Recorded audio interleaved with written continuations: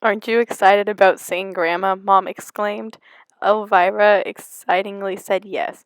I haven't seen Grandma in like a year. But can we stop? 'Cause I need to use the bathroom. Her mom twirled around with her autumn hair following shortly behind her, and her emerald green eyes staring at Elvira and saying yes. Then turned to her husband and grabbed his diligent hand and said, Everything is going to be okay. We left before the war started. Elvira was a mini of her mother, same hair, same eyes.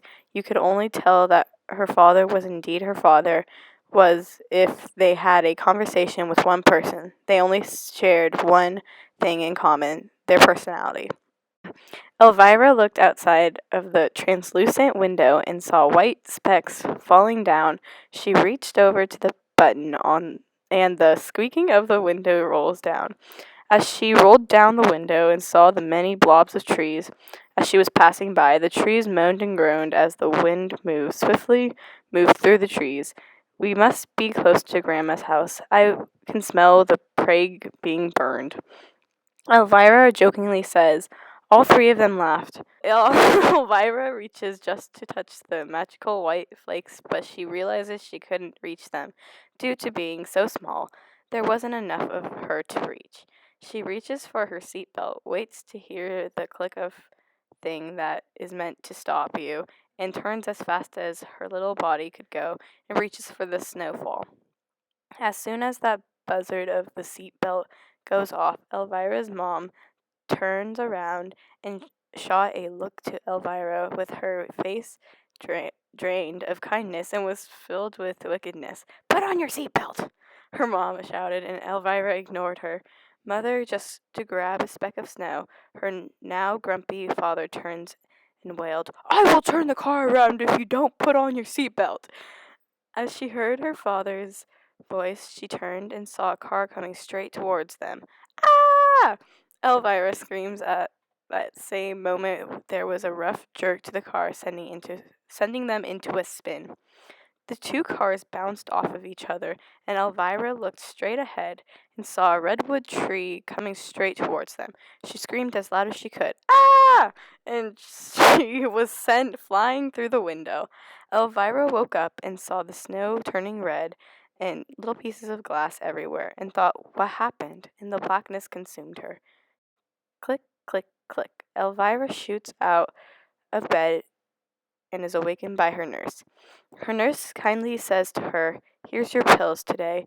You know what happens when you don't take them, and hands her a small paper cup with little flowers printed on them, filled with water, and also hands her a transparent aqua blue pill. Elvira stares at the aqua pill and looks back at the nurse, whose heels are shortly following behind her. The nurse slams the creaking heavy metal door that has a one-way ticket out of her eyes. Wandered around her room that consists of a simple bed with white sheets and a pillow that had a tedious touch every time she slept on it, and finally her green eyes landed on her bared up window with sunlight pushing through. She looked back at the pill and roughly swallowed it due to her dream. Shortly after she took the pill, she wandered back to the window. Where am I? How long have I been in here? Where are my parents? Did they leave? Elvira! Who are these people? What do they want? Elvira! I just want to go home, whispers Elvira. Elvira snapped out of her dream state and hears a soft but sweet woman's voice calling her. Elvira looks in her room with her worry printed on her face and sees her mom. Elvira's face glowed with happiness to see her and a grin that spread ear to ear and cries out, Mom!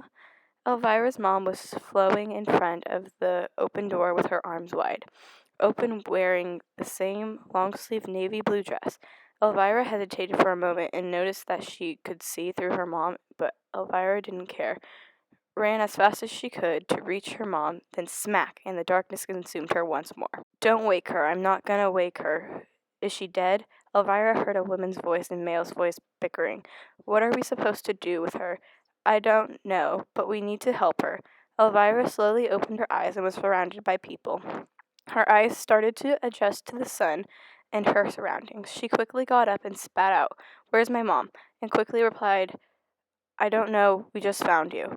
Elvira started to get up with her all strength, but fell down in the process, and was helped by a dainty old woman who said, "Are you okay, dear? What's your name?" Elvira was curious on why this woman was helping her, and no one would bother on helping her. The old woman asked again over and over until Elvira finally replied, "Elvira."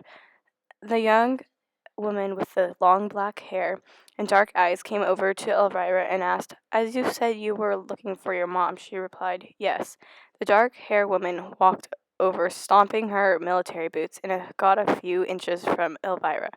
Elvira studied her face and can see all the wrinkles and scars on the dark-haired woman's face.